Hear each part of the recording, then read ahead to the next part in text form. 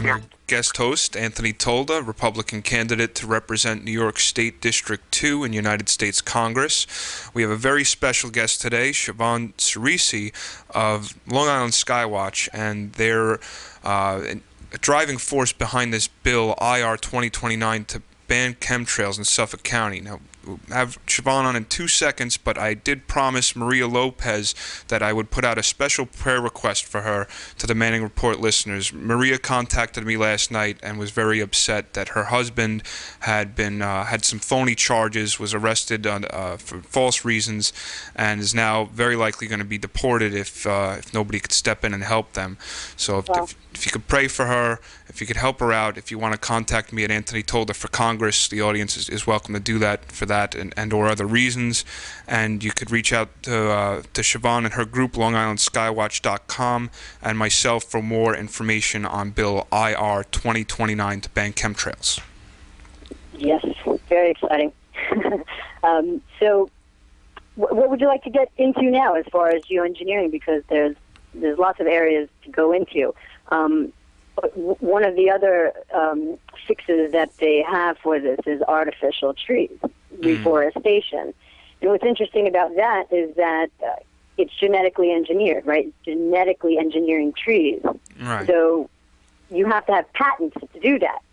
You get patents out on the genetically altered seed or the tree, so that can be owned. So we're talking about consolidation of nature as well, as far as ownership of it. Right now you can own the trees because you've genetically modified them, much like the seeds. So this is part of what's going on too. So there's several experiments and programs suggested for geoengineering. Right. Now, all of this contact... The solar radiation management programs, though, are the ones that are of focus for this bill and seeing in our skies regularly. Right. Now, in a sense, I mean, humans are essentially being geoengineered through the consumption of GMO foods, and it's mainly through the consumption of GMO foods, but also, obviously all this stuff that they're spraying, we're breathing it in, it's absorbing through our skin. So essentially, a human is being engineered to be something other than what we were intended to be. Yeah. That's right. So these people they're essentially playing God.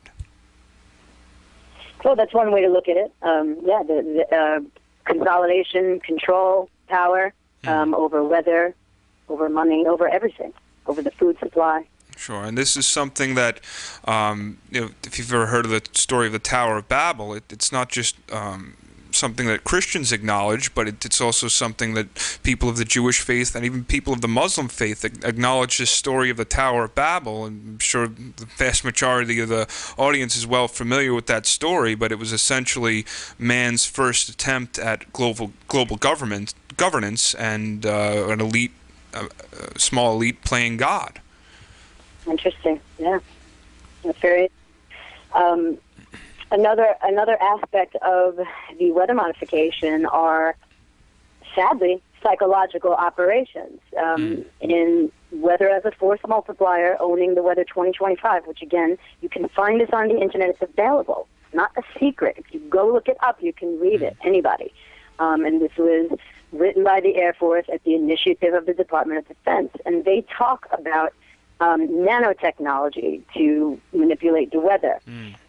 So they say they can have create simulated weather with nanotechnology, a cloud or several clouds of microscopic computer particles communicating with each other. For someone that's unfamiliar with the term nanotechnology, I guess my best way to describe it is if anybody's ever heard of an RFID chip, which is in your passports and some credit cards, and even some people are now accepting these chips. The nanotechnology is they can make these chips so small that if you were to buy Philadelphia cream cheese, the I in the word Philadelphia could contain an RFID chip. So that's an example of nanotechnology. Right, and we have that in our licenses and our passports. All new state driver's licenses and passports have the RFID tracking technology in them.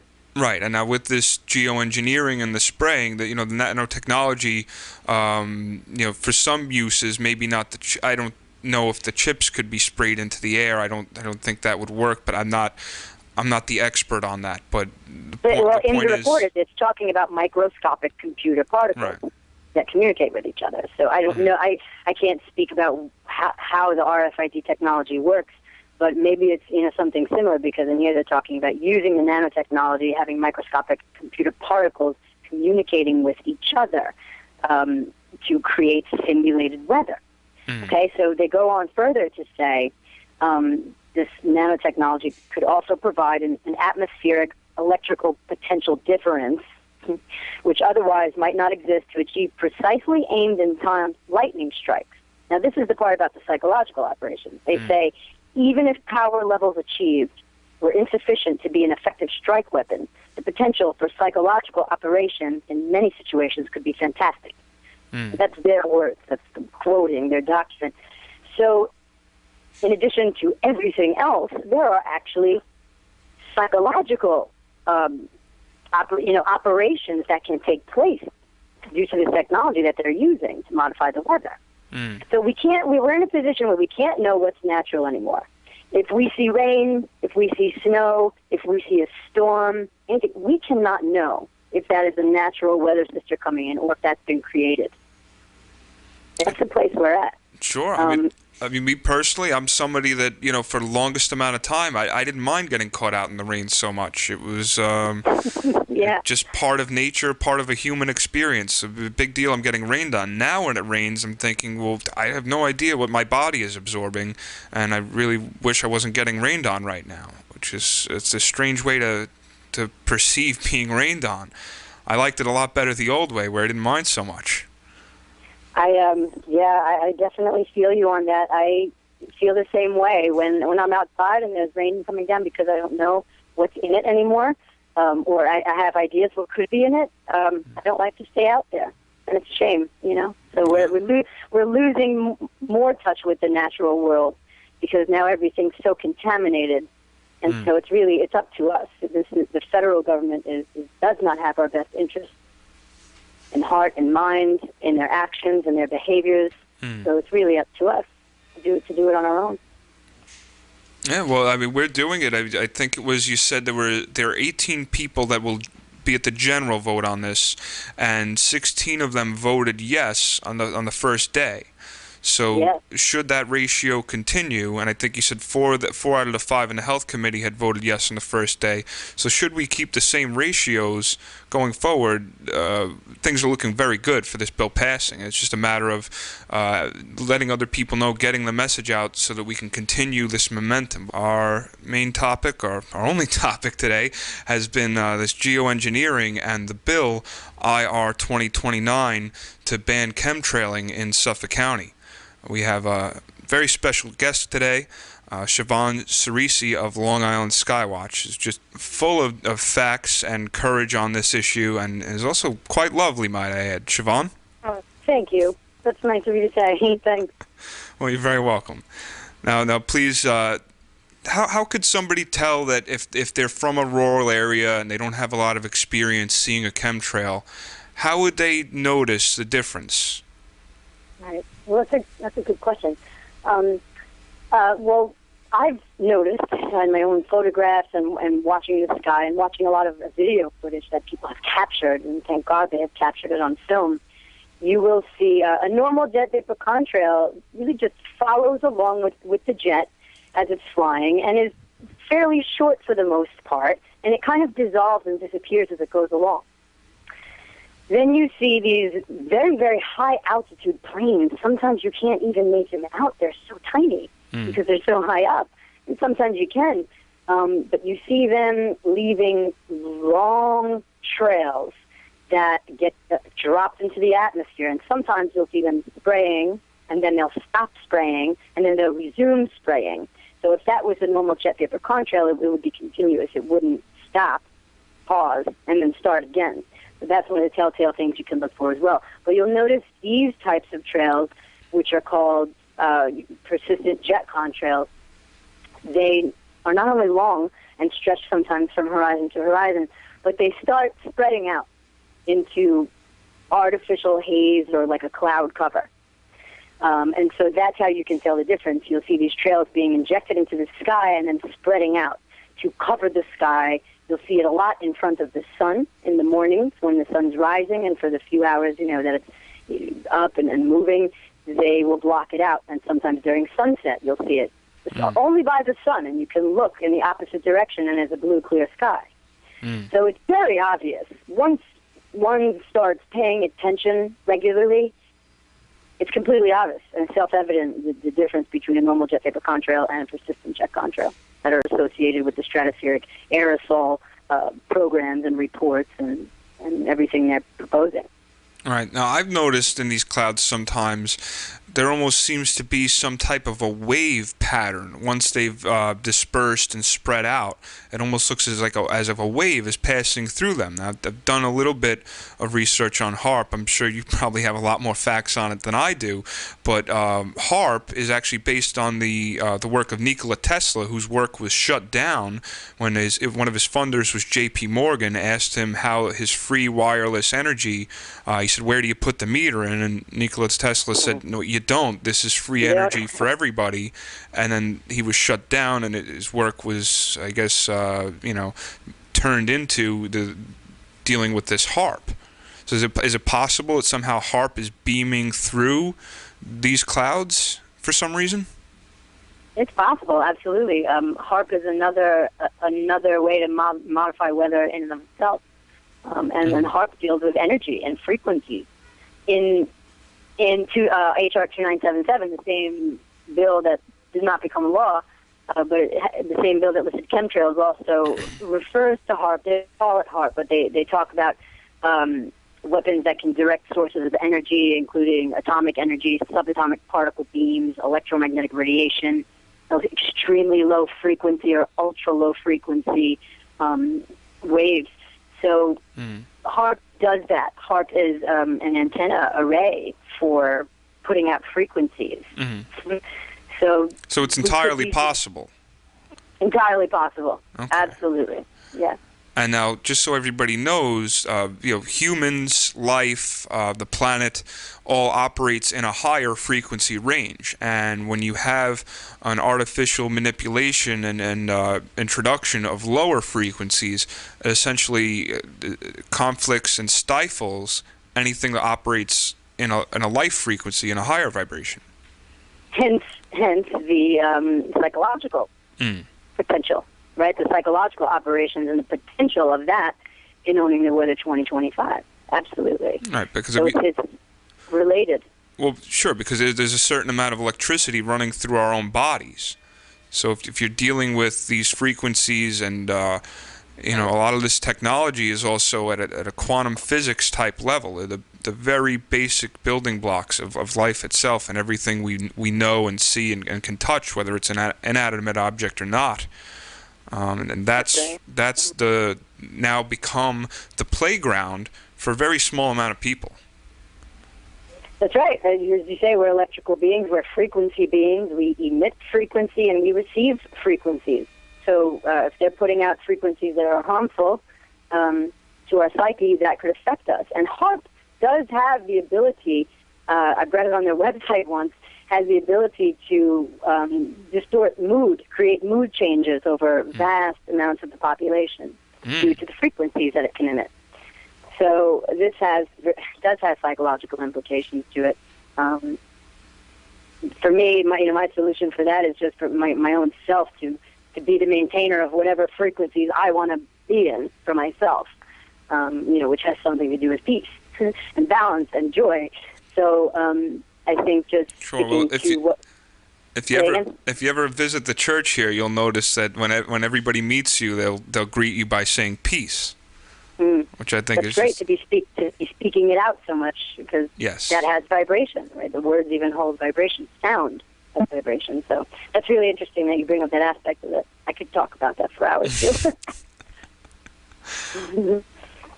One thing I want to say also about a lot of times I hear, not so much anymore, but especially when I first began talking about this, people would say, "Oh God, they would never do that. The government wouldn't do that." And if you look into the facts, our government has a history of experimenting on the public without the public's consent and without the public's knowledge. We know just from the CIA's MK Ultra mind control experiments. Sure, even the troops in Vietnam, they were exposed to LSD, Agent Orange, and who knows what else. Yeah. And so there's a long history of the government experimenting on its own citizens. In 2002, the British government released reports that discussed and revealed spraying experiments they were doing over the population in the UK. And it says, in the UK Guardian mentioned this in 2002, in April, it says the report revealed the dice trials in South Dorset between 1971 and 1975. These involved the United States and UK military scientists spraying into the air massive quantities of bacteria with an anthrax simulant and phenol, which if you look up phenol, it says it's a poisonous white crystalline compound derived from plastics and pharmaceuticals. So this was being sprayed on the population, and of course, that particular government who was in office at the time and successive governments tried very, very hard and did a good job of keeping the germ warfare testing a secret. So, we shouldn't be looking, I don't want to say we shouldn't, but it doesn't benefit us to look to the federal government to come out and just admit it in one big, public speech. It's not going to happen that way. They don't tell us the truth to begin with about a lot of things. So to look to them to do something about this and be truthful about it and have transparency and public hearing, it's a waste of our energy. That's, again, hence why we're doing it at the level we're doing it at. We tried going global. I know my friends, belong on Skywatch, Jimmy and Jim, we've tried going, bigger. They've tried meeting with their state senators about this. We've tried the EPA. I've sent my results to the EPA. Global is not the way to go. It's just too big. It has to be done at the grassroots level. Sure, but once this bill passes, it's going to encourage others, as well to do it. So if you have, the vast majority of the world with all these local mandates, eventually it's going to reach a critical mass where it does go global, but not in a globalism sense, in a solidarity sense of people just standing up and saying, you're not going to spray us like we're a bunch of bugs, and you're these, mad scientist exterminators. Yeah, enough is enough. I personally I'm done. I'm over it. I'm done not having a voice about this. This affects me. This would affect. I'm 33 years old, Anthony, and I when I think about having children, I'm not really sure about that because what am I bringing them into? The toxic chemical soup that we're swimming in.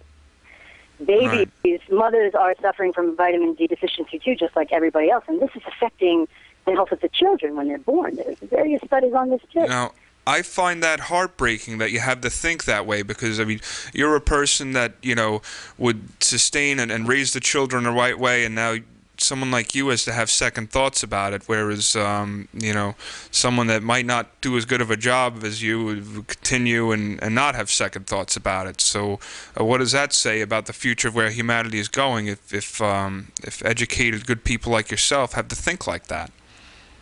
Yeah, this is sometimes what I contemplate. So, that's a personal thing anyway, but I think most people who are aware of this, maybe around my age, maybe considering having children, it's something to consider. So if you do have them, you want to do everything you can to restore your body to health. So detox those heavy metals, take vitamin D supplements. Find a doctor who focuses on nutrition. Another thing I wanted to touch on with you is the levels of aluminum being found not only in our life support systems. Aluminum is being found in people's blood, barium, in high levels. So people out there, if you have health insurance and if you have primary care physicians, if you have a doctor, you can go, and ask him or her for a test, testing your blood for heavy metals.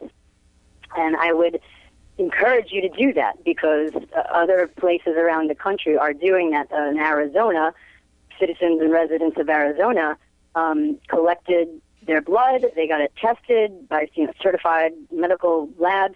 And then they sent these tests to state and federal elected officials demanding an investigation because their blood samples showed extremely high amounts of barium or aluminum or both. And so that's happening in people's blood.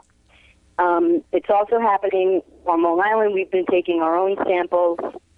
California has amounts of aluminum through the roof. I mean, just insane, astronomical amounts of aluminum showing up in their surface waters and snow.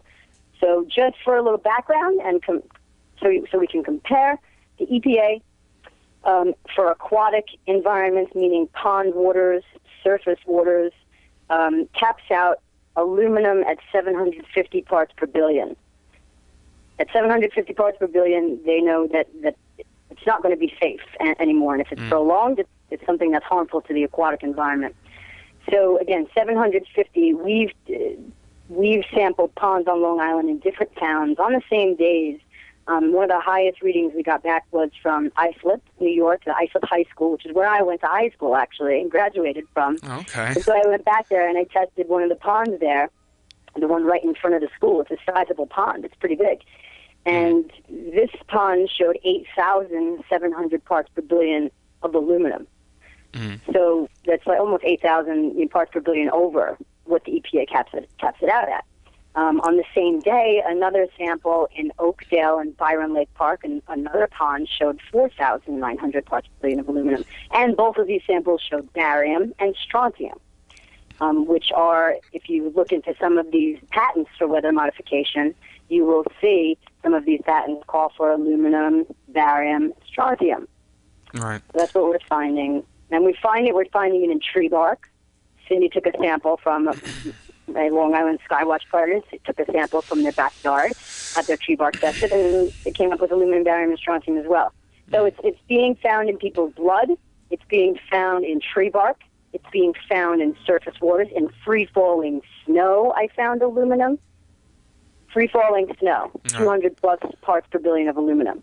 Now, it's funny you bring up snow. It's not funny, but it's triggering a memory in me. I've noticed over the past couple of winters, every once in a while we get this snowfall, and being from Long Island, New York, we've both seen more than our fair share of snowfall and what snowflakes tend to look like. I mean, even though, of course, under a microscope, every snowflake looks different, but what I'm getting at is we generally know the physical appearance of snowflakes as they come down to the naked eye. And what I've been noticing is sometimes when it snows, it almost looks like instead of the snowflakes I'm accustomed to seeing, regardless of size and consistency, how quickly they dissolve when they hit the ground, but they almost look like little styrofoam balls. If you could picture something slightly larger than the point of a ballpoint pen, looking completely uniform, round, and looking like a little styrofoam ball. It's very strange. Yeah, that is. And that's something I never noticed before. Yeah, just like the trails.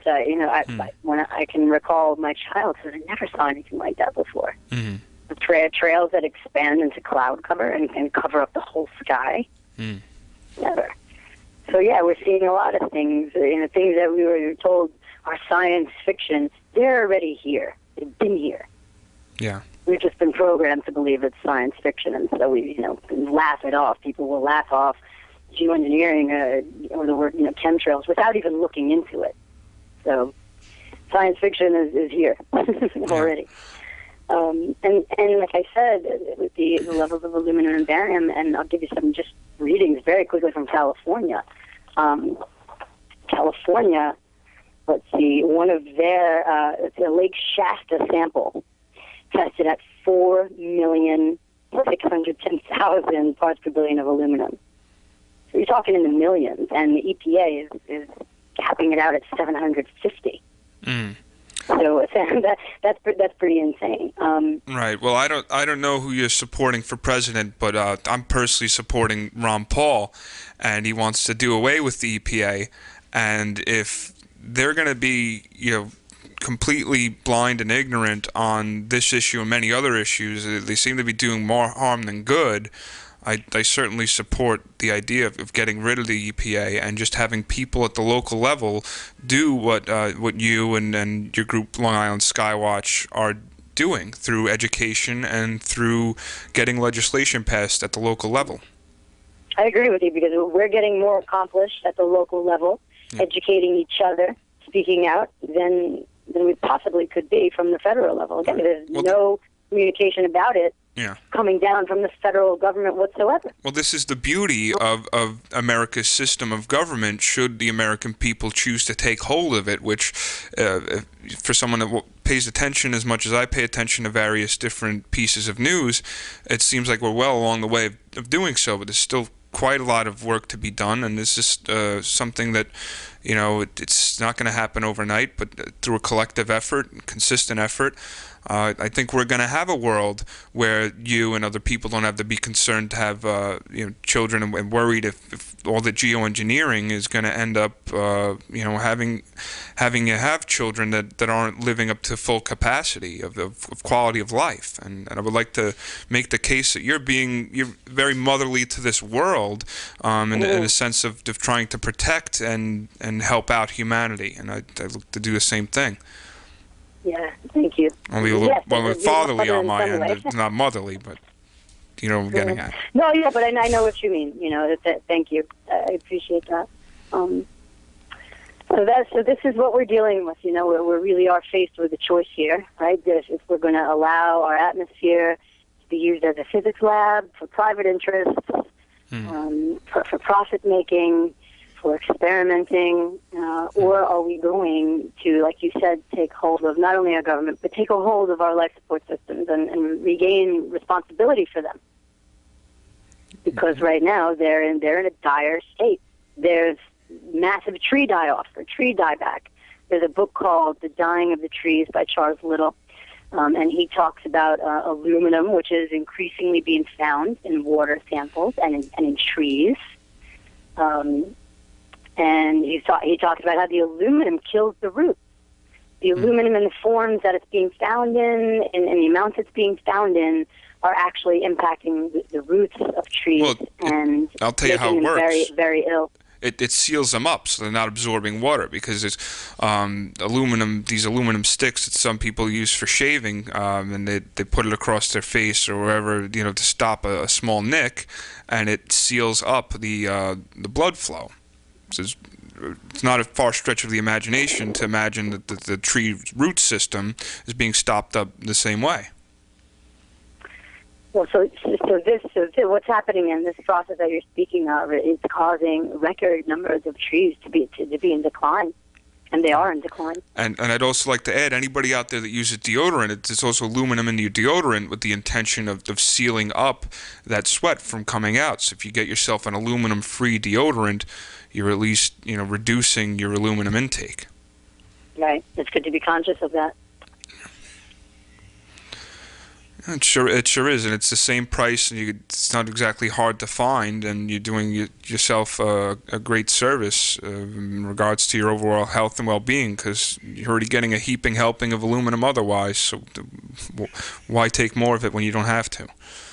And and then also vitamin D supplementing is good, and anytime the sun is out and it's not being obstructed, be sure to get some of that sunlight, even if it's through a window.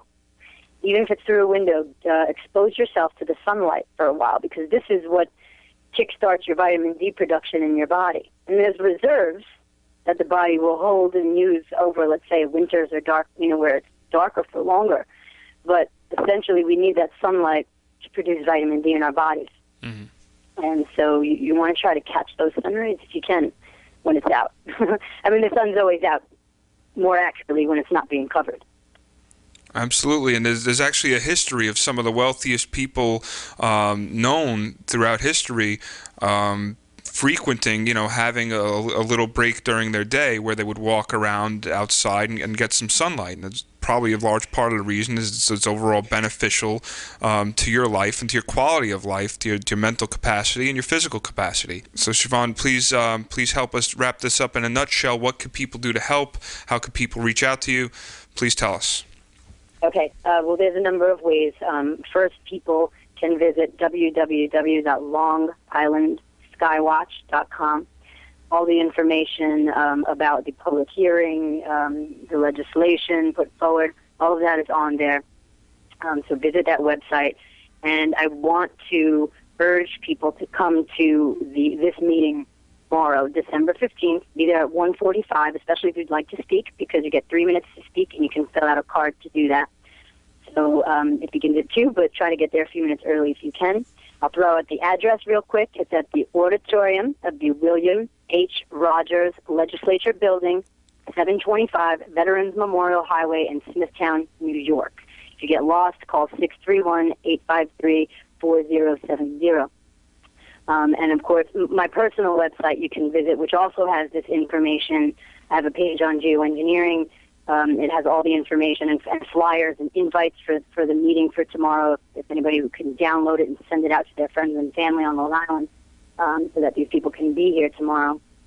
So that website is www.humanitytranscending.com.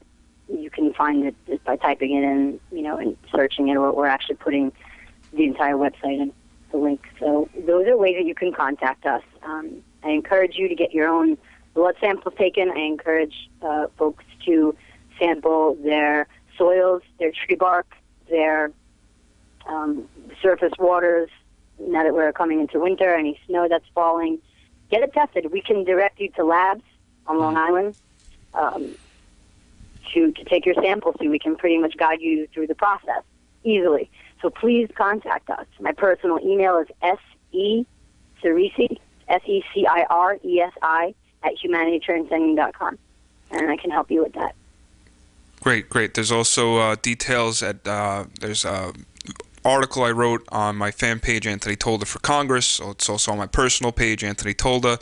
It's a great place to get updates and catch up with this issue as well. And for anybody that's still learning and new to this, basically, this is an issue you want to learn about. If you're someone that breathes and drinks water and eats, which safely say covers all of us, this is an issue that affects you, and very seriously, whether you realize it or not. And if you live in some rural area where it's not quite trickling to you yet, it probably is in ways you're not even totally consciously aware of.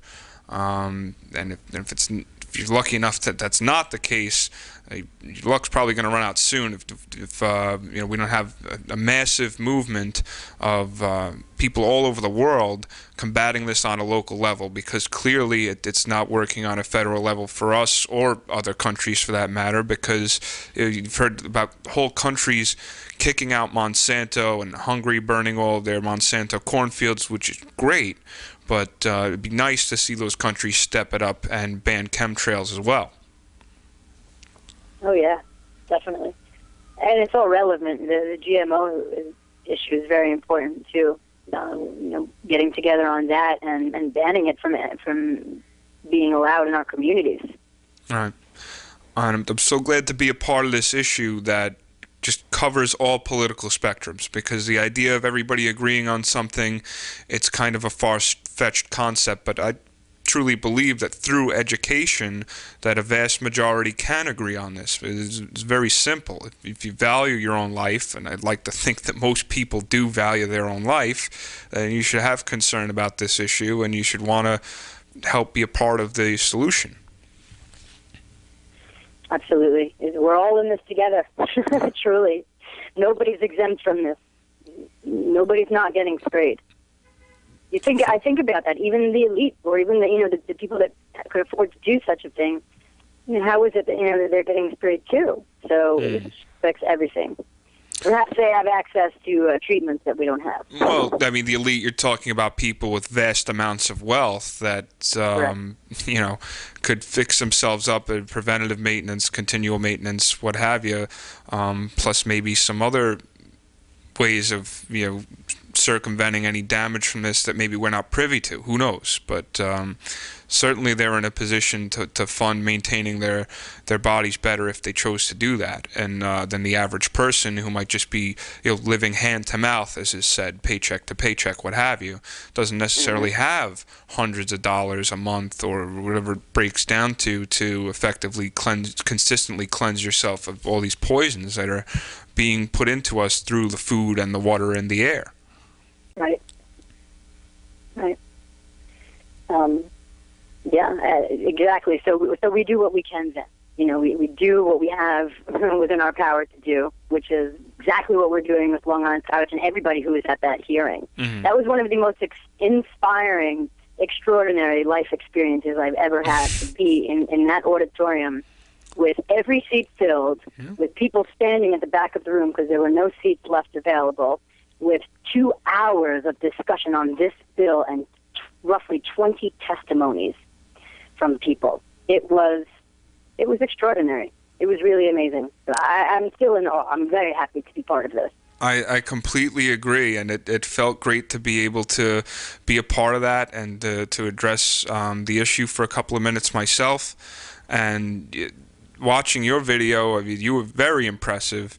If anybody wants to see it on YouTube, it's not hard to find. If they just put, I'm sure, Suffolk County geoengineering bill into the YouTube search engine, I'm sure it pops up right away. And there's various links on my Anthony Tolda Facebook and Anthony Tolda for Congress Facebook. There's links up, and I would imagine that your websites will probably have some clips up, if they don't already, relatively soon as well. Yep, they're up. If you go to my website, I provide the links for the first two clips of the public hearing, and there's several more. But yeah, it's easy to access. You just go into YouTube and type in public hearing, proposal to ban geoengineering, or Suffolk County chemtrail hearing, anything like that, it will come up. Mm-hmm. Well, it's great to be a part of this history of taking freedom back for America and for this world, and the potential of this to reach people and have an effect is massive. And it's my personal opinion that once we have greater and greater degrees of success with this as time moves on, I think it's going to encourage a lot of people not only to help out with this issue, but encourage them to pursue other issues as well, as seeing the success that is born out of this. Exactly. I think you're right about that. I think it's very inspiring and encouraging. And as you say, it lead into other issues, because everything's sort of connected. So just like the aluminum-resistant seeds, so you have the biotech industry, companies like Monsanto, being able to profit off of geoengineering experiments that release aluminum into the atmosphere and settle into the soil. So yeah, this leads you down different roads. And coming together, we can make a difference. We can each take a piece or a part of it, and assume responsibility again for our own well-being and our own health.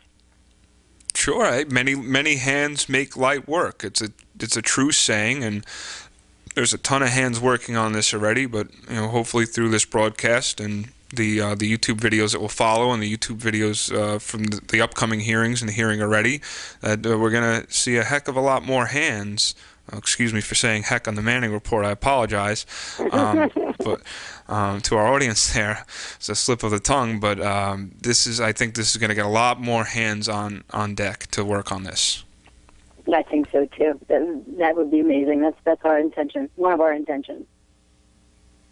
Well, I'm certain that that's already working, and we did have a couple of callers we weren't able to take, but hopefully those people are going to be telling everybody they know and contributing to this as well. Now, there's only 5 people that need to be influenced for tomorrow.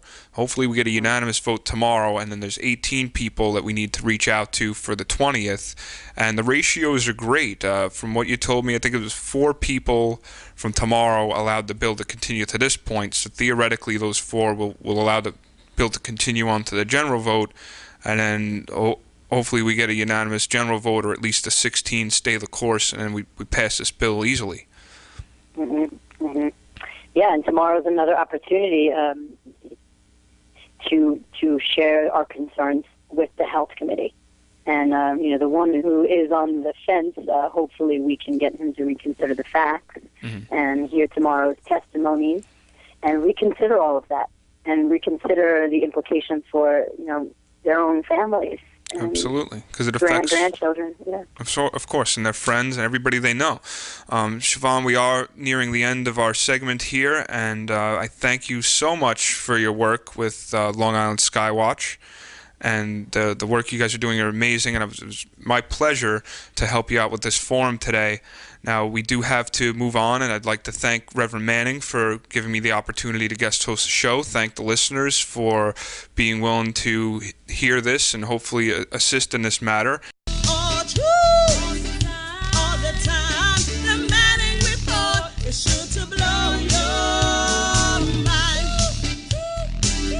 Just let me hear